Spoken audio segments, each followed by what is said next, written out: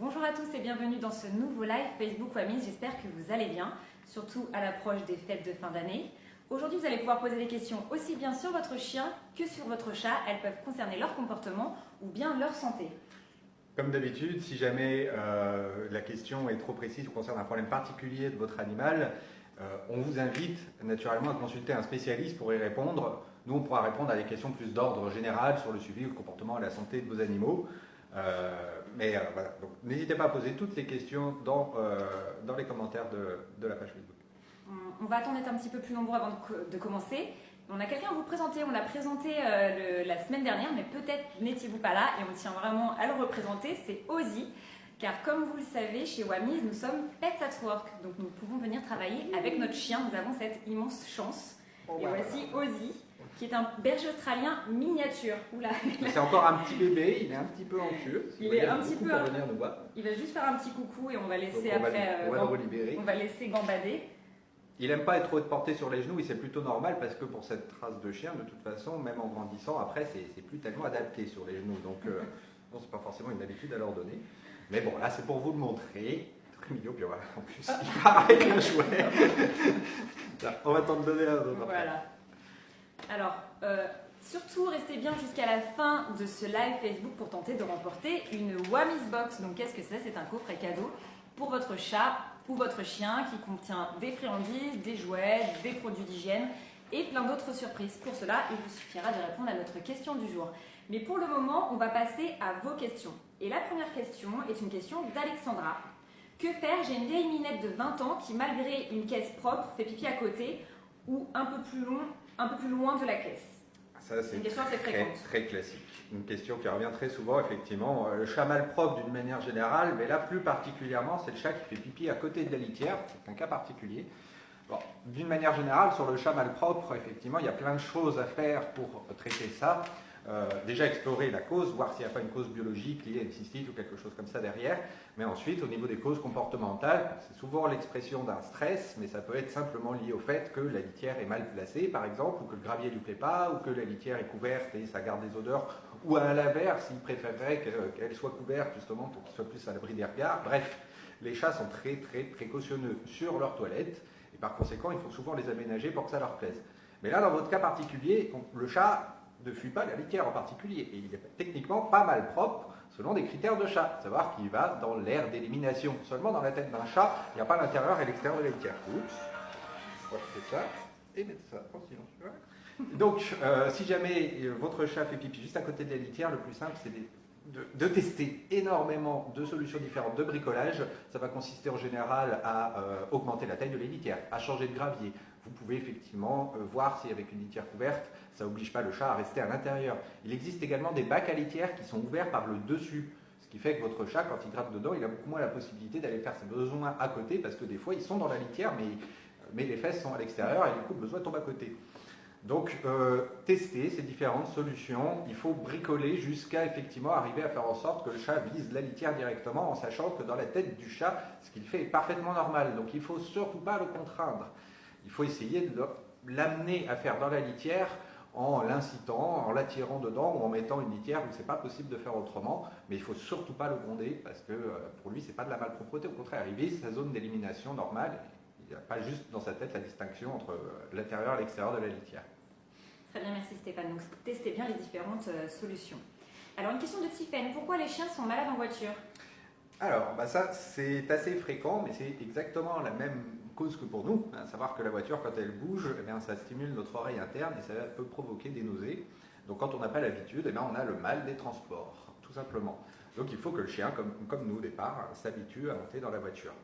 Et pour cela, au départ, le plus simple, c'est de lui faire des petits trajets, tout simplement, notamment quand il est jeune, quand il est susceptible en plus de ne pas avoir peur de ça. Vous l'associez à la balade, par exemple, le fait de monter dans la voiture avant d'aller se promener sera quelque chose de très positif pour lui et il sera encouragé à faire le trajet, d'autant plus qu'il y a une sacrée récompense derrière. Et puis naturellement, pour les animaux qui ne tolèrent absolument pas la voiture, dans les moments où vous devez l'emmener, par exemple quand vous partez en vacances, Là, il ne faut pas hésiter à utiliser effectivement des médicaments qui peuvent apaiser l'animal et lui permettre justement de se sentir mieux pendant la voiture. On donne notamment des antinauséeux justement pour les chiens qui ont tendance à vomir. Ça marche très très bien. C'est pas dangereux? Non, c'est exactement le même anti-vomitif qu'on utilise sur le chien quand il a déjà des vomissements, mais sauf que là, il est utilisé à titre préventif et il agit directement sur le centre du vomissement au niveau cérébral, donc pour calmer les nausées. Justement, il évite même d'avoir la sensation de nausée. Comme ça permettra à votre chien d'éviter d'avoir le mal des transports. Une question de Tatiana. Bonjour, mon chien n'arrive pas à vider ses glandes anales. Et c'est très souvent. Comment puis-je l'aider? Y a-t-il un médicament? Alors malheureusement non. Je me souviens d'ailleurs avoir déjà vu aussi cette question les coups d'avance. C'est quelque chose qui arrive assez souvent et d'ailleurs le chien manifeste souvent ce mal-être en faisant ce qu'on appelle du traîneau, à savoir qu'il se met par terre et avec les deux pattes de devant comme ça il avance en traînant les fesses sur le sol. L'idée étant de se gratter effectivement parce que ça le gêne et ça le démange. Donc pour ça il faut les vider manuellement. Il y a certains chiens pour qui c'est dans leur constitution, c'est individuel, ça ne dépend pas forcément des races.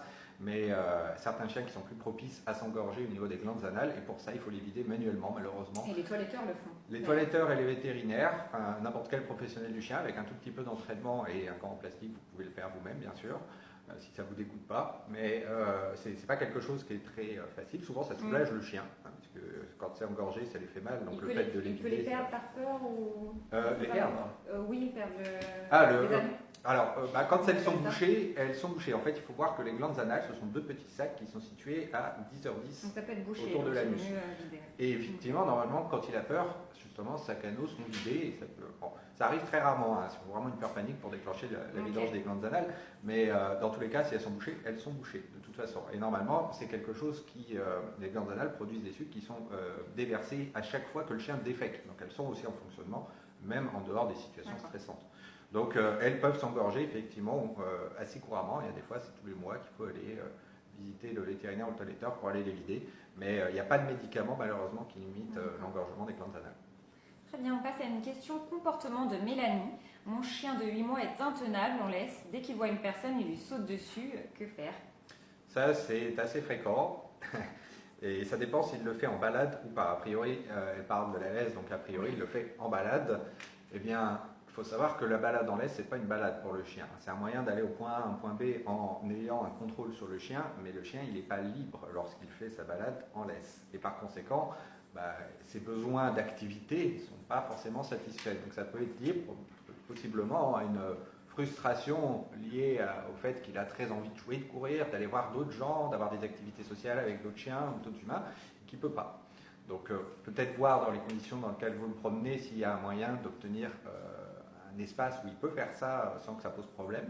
Et puis après, ça va être de l'éducation, lui apprendre la marche en laisse tout simplement pour qu'il reste concentré sur vous et pas sur ce qui se passe autour tout simplement.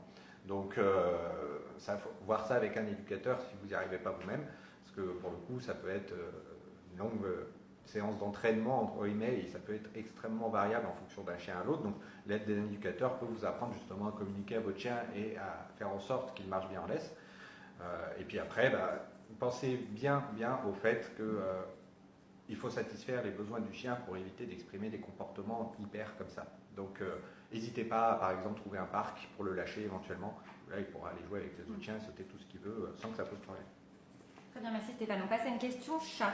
Elena, bonjour. Mes deux chats, femelles stérilisées, se battent régulièrement et sont très jalouses l'une de l'autre. Donc c'est peut-être une interprétation. Comment faire pour tenter d'apaiser la situation?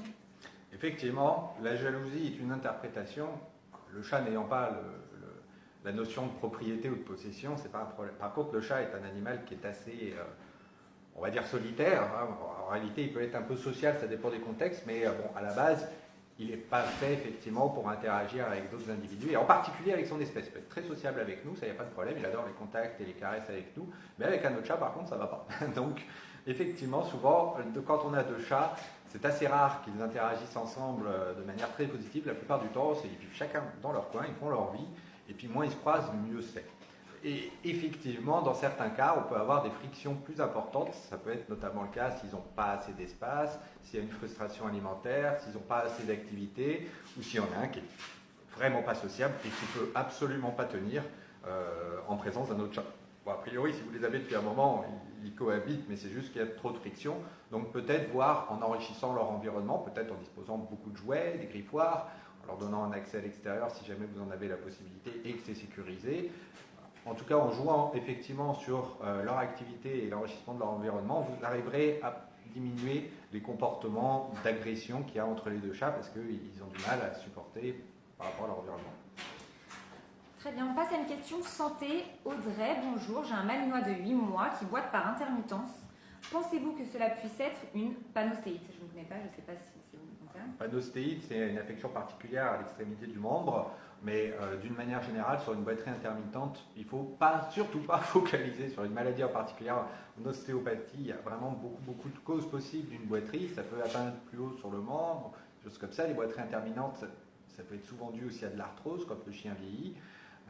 Bon, n'hésitez pas à aller voir un vétérinaire pour consulter, notamment quand vous voyez que la boiterie est un peu plus importante, donc quand il y a une crise, comme ça permettra au vétérinaire d'essayer d'objectiver au maximum où est située la douleur, quelle est l'articulation et du coup quelle est la cause potentielle de cette douleur, et puis voir en fonction de la cause comment la traiter effectivement.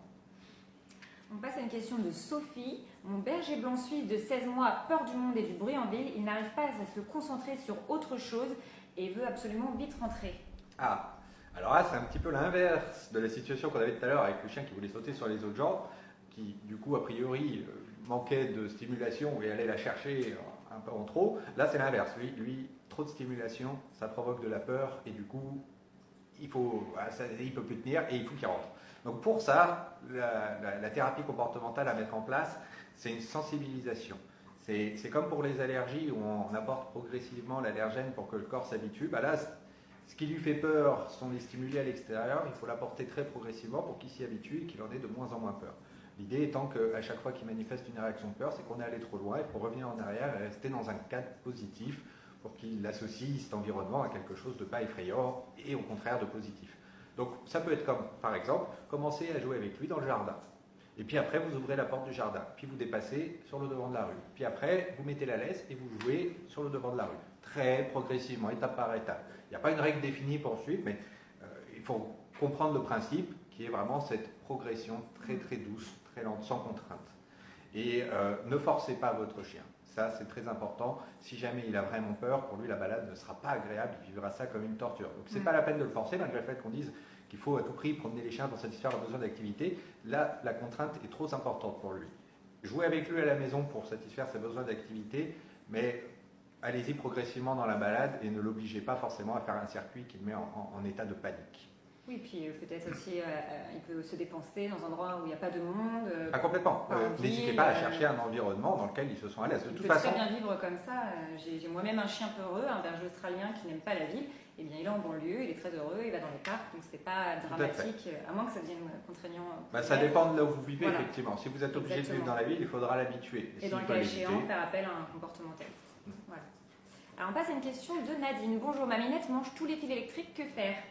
Ah, ça c'est pas forcément évident à satisfaire parce qu'il faut trouver quelque chose de plus attirant que le fil électrique. Vous pouvez difficilement supprimer les fils électriques dans votre maison, donc ça c'est clair, là le premier besoin à satisfaire c'est les jouets. Et souvent les chats aiment bien les petits trucs qui pendouillent et les fils. Vous pouvez aussi voir avec de l'herbe à chat pour stimuler vraiment son besoin d'aller grignoter des trucs assez filaires. Et puis la dernière solution, et c'est de loin je pense celle qui va être la plus efficace, c'est d'essayer autant que possible de masquer vos fils électriques, vous savez dans les tuyaux d'électricien.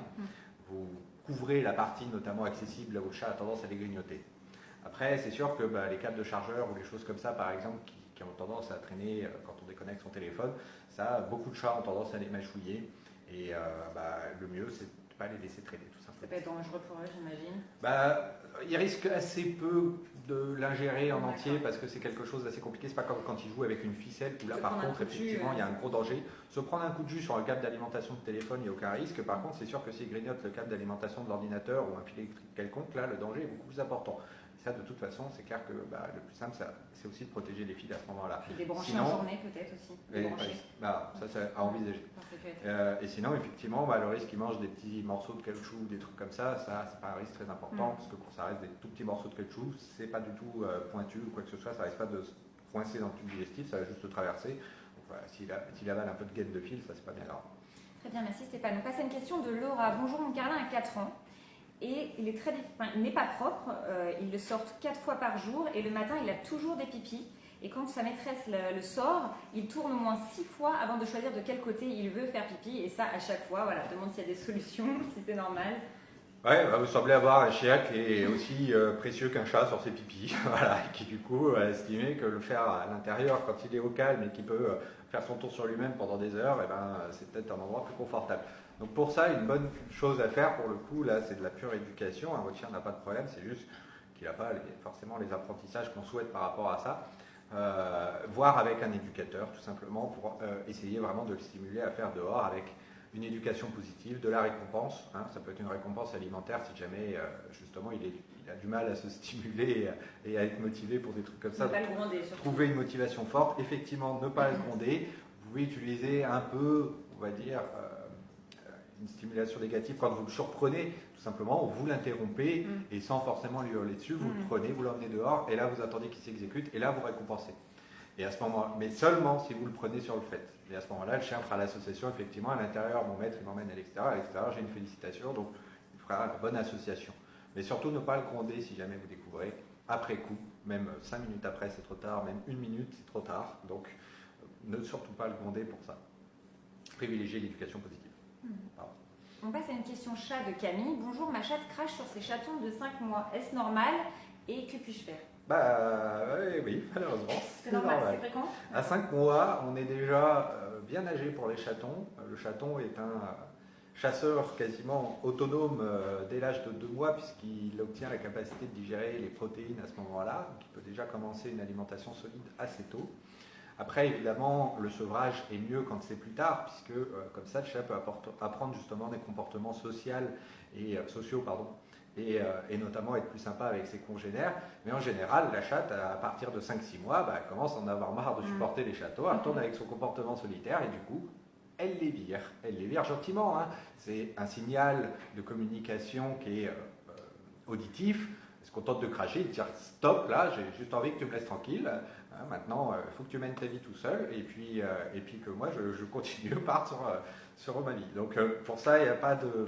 Il n'y a rien à faire, il faut les laisser faire tout simplement. Et si vous avez le sentiment que le chaton est un petit peu trop oppressant contre la mère et que la mère du coup répond très agressivement, pas hésiter à offrir des moments de calme à la mère tout simplement en la séparant des chatons parce que pour elle, là, elle n'est plus du tout dans le comportement de maternage, elle revient à sa vie normale. On passe à une question de Léna. Bonjour, mon chat est assez croquette en self-service. Je lui donne un peu de pâté le soir, mais il se jette dessus et il finit par tout vomir systématiquement. Que faire?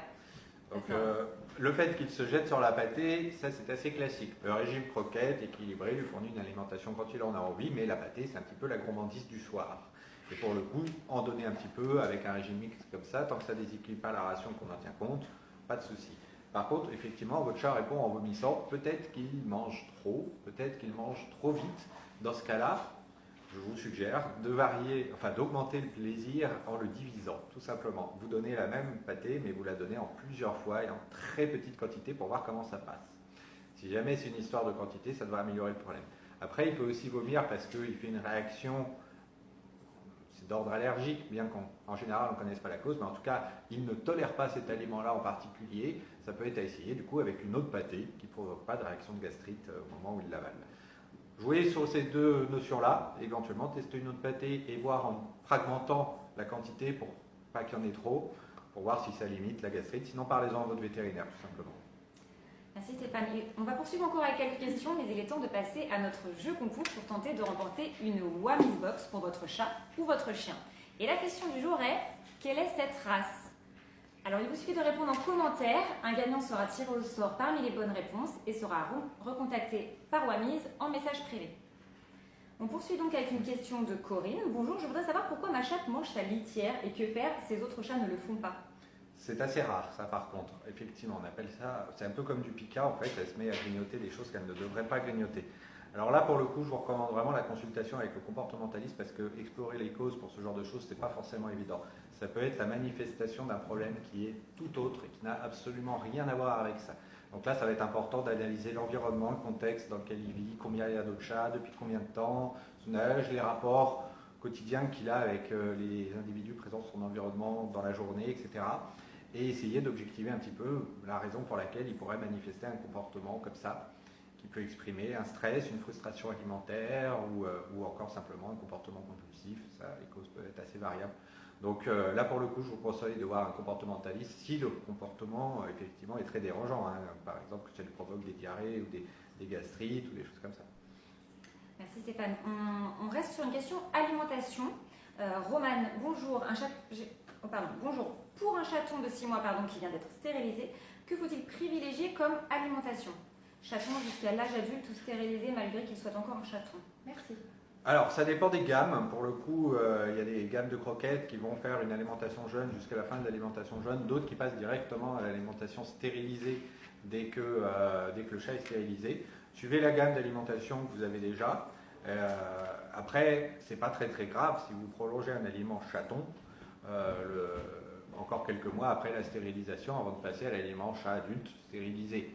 Les besoins du chaton de toute façon varient au niveau individuel. Après, globalement, à partir de 1 an et demi, il commence à avoir les besoins nutritionnels d'un adulte puisqu'il finit sa croissance à peu près dans cette période. Donc c'est progressif, hein, c'est pas extrêmement grave si vous donnez un aliment chaton un peu plus longtemps que prévu ou des choses comme ça. L'aliment chaton est un peu plus chargé en protéines et certains nutriments qui sont essentiels pour le développement du chaton, mais les avoir un petit peu en excès à l'âge adulte alors qu'il a fini sa croissance n'est pas un problème tant que vous passez sur l'aliment adulte à l'âge adulte, c'est-à-dire autour d'1 an et demi, effectivement. Alors sur une question chat, une question d'Inès, à quelle fréquence faut-il donner le vermifuge pour un chat d'intérieur? Moi je recommande le vermifuge, souvent on prescrit 1 à 4 fois par an. Pour un animal d'intérieur qui n'est absolument pas exposé à l'extérieur, mais qui peut effectivement de temps en temps, c'est rare, mais dans l'alimentation, on peut avoir des vers aussi, ça peut arriver. Donc ça peut être bien de le faire effectivement 1 fois par an. On passe à une question de Déborah. Bonjour, quand est-ce que mon chien, de bientôt 2 ans, va arrêter de manger le canapé? Elle ne reste jamais seule très longtemps. Ça va pas se faire tout seul. Donc il ne faudra pas attendre que ça arrive parce qu'elle vieillit. Votre chien a des besoins d'activité et en l'occurrence, quand il reste seul, il va chercher à s'occuper et malheureusement, l'intégralité de la maison peut être potentiellement un jouet. Donc pour ça, il ne faut pas hésiter à lui fournir des jouets et le diriger dessus, sachant que ça n'empêchera pas forcément d'aller, si jamais il a appris qu'il a découvert pour lui que le canapé c'est quelque chose de super à découper et à mâchouiller. Il faut trouver un substitut qui soit plus attirant et qui fasse dévier son comportement du canapé vers ça. En tout cas, bien insister sur le fait qu'il faut bien satisfaire ses besoins par rapport à l'activité et l'attention pour éviter ce genre de destruction, puisqu'il s'agit effectivement d'un comportement de destruction. Alors une question de Catherine. Mon chien souffre d'une malformation cardiaque, la valve tricuspide. On l'a détecté seulement en mai. C'est un chien qui faisait de l'agility, des randonnées, très actif. Aujourd'hui, ses activités sont réduites. Elle se demande s'il peut faire un arrêt cardiaque. Il a 8 ans. Alors, rassurez-vous, une anomalie comme celle-là provoque des insuffisances cardiaques, c'est-à-dire une faiblesse cardiaque, mais ce n'est pas comme chez nous avec les problèmes d'artères qui se bouchent, qui peuvent provoquer des infarctus. En général, le risque lié à une insuffisance cardiaque, donc un problème valvulaire comme là, c'est plutôt un problème d'œdème pulmonaire, c'est-à-dire que le cœur n'arrive plus à travailler suffisamment pour envoyer le sang dans la circulation et du coup ça s'accumule en amont, et en amont il y a les poumons. L'eau sort dans les poumons et ça provoque donc un œdème du poumon. L'animal a du mal à respirer et risque effectivement de s'asphyxier. Donc le risque, il est là. Mais avant d'aller jusqu'à l'œdème du poumon, il y a des symptômes d'appel. D'abord, le chien va être intolérant à l'effort, c'est-à-dire qu'il va être essoufflé beaucoup plus rapidement. Après, justement, il va être essoufflé et chercher sa respiration, chercher de l'air, en fait, tout simplement. Donc on va avoir des allaitements beaucoup plus fréquents et beaucoup plus rapides face au moindre petit effort. On peut même aller effectivement jusqu'à vraiment une difficulté respiratoire. Et là, ça commence à être urgent, effectivement, là, il commence à y avoir un risque. De temps en temps, ça peut être assez rapide, effectivement, mais d'une manière générale, vous pouvez suivre votre chien et savoir à quel stade de maladie il est pour savoir quels sont les risques par rapport à l'œdème du poumon. Ça évolue en général assez progressivement. Mais se méfier de cette urgence, effectivement, parce que quand il déclenche un œdème du poumon, par contre, il faut aller vite en clinique pour lui fournir de l'oxygène et évacuer cette eau dans les poumons en lui donnant des diurétiques. Il faut soulager clairement le travail du cœur à ce niveau-là. Et donc après, ça peut être l'objet d'une médicamentation qui, pour le coup, est à vie. Donc là, vous avez un suivi vétérinaire que vous avez a priori commencé assez tôt. Pas hésiter à faire des contrôles réguliers pour voir comment la maladie évolue, parce que malheureusement, on n'en guérit pas. C'est une maladie qui risque d'empirer progressivement. Les médicaments peuvent servir à limiter les conséquences et notamment les risques par rapport à l'œdème du poumon. On passe à une question de Valou. J'ai un chihuahua de 8 ans possessif et dans une semaine, une copine chihuahua adoptée de 8 ans va venir vivre avec nous. Comment faire pour que tout se passe bien? Alors effectivement, possessif, mais le chien n'a pas la notion de propriété comme je l'ai dit tout à l'heure, je le rappelle, donc en réalité il est juste très très social, avec de hauts besoins d'attention. Donc en avoir un deuxième n'est pas problème, il ne va pas avoir le sentiment de vous perdre. Par contre, il ne faudra surtout pas négliger ses besoins sociaux et donc continuer à lui fournir autant d'attention et d'activité qu'avant, parce que si jamais vous le divisez en deux, eh bien lui il va ressentir une frustration et il risque de le manifester effectivement. Donc l'important pour bien accueillir le précédent, et c'est exactement la même chose avec l'arrivée d'un bébé ou l'arrivée d'un chat, enfin bref, d'une manière générale, un changement comme ça dans l'environnement d'un chien qui a besoin de beaucoup d'attention, hein, c'est souvent le cas des chihuahuas, et bien, il faut continuer à essayer de maximiser son quotidien d'avant, les petits rituels que vous aviez, la manière que vous aviez de distribuer la nourriture, tout ça, il faut essayer de garder au maximum ces petits rituels-là pour que lui ne se sente pas trop déstabilisé par l'arrivée du nouvel individu, tout simplement. Et bien, on va terminer avec une question de Sylvie. Du jour au lendemain, mon chat, qui a 8 mois, s'est mis à cracher et griffer tout le monde, mais c'est une crème avec l'un de mes fils et moi. Que puis-je faire? Alors, dans un changement de comportement aussi brutal sur l'agressivité d'un chat, la première chose qu'il faut rechercher, c'est s'il n'y a pas une cause biologique. C'est parfois très difficile à identifier chez les chats, parce que quand ils ont des douleurs, par exemple arthrosiques, ou alors même, des fois, ça peut être des choses un peu plus graves, hein, ça peut être le début d'une procréatite ou des choses comme ça qui peuvent être très douloureux. On ne le sent que quand on appuie fortement sur le ventre du chat, et en attendant, lui, il a cette douleur, donc il anticipe un petit peu chaque contact comme étant quelque chose de désagréable, donc il répond par l'agressif, il se protège tout simplement. Donc ça, c'est la première chose à faire, il faut aller explorer, voir si effectivement il n'y a pas un changement à ce niveau-là.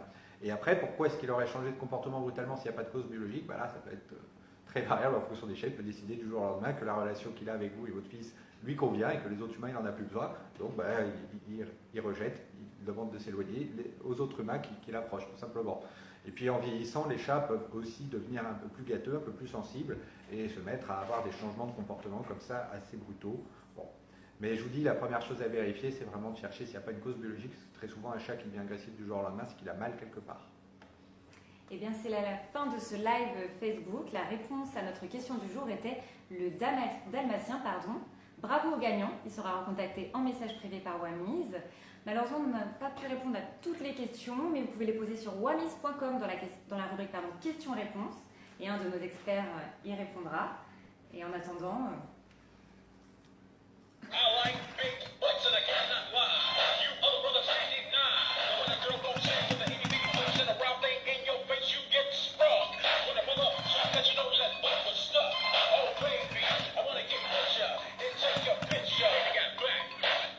Et joyeux